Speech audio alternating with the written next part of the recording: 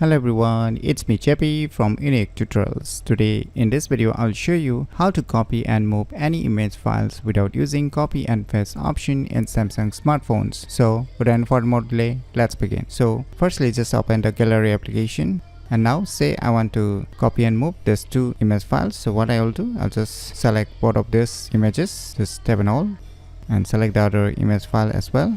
Now what you need to do is just tap and hold on either of this image file.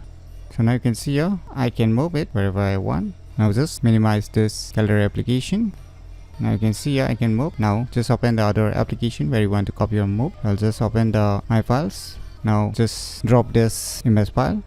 Now you can see here it's being copied and moved directly without using a copy and paste option. So similarly you can do the same thing with the other application if you want to copy the image files from the gallery to any social media application like WhatsApp, Facebook, Messengers, everywhere, wherever you want. So by using these cool tricks you can easily copy and move any image files without using copy and paste option in Samsung smartphones very easily. So if you never known about these cool tricks, then you should definitely give it a try. So if you find this video tutorial useful, please click on the thumbs like button, and if you're new to our channel, click on the subscribe button, and lastly, thanks for watching.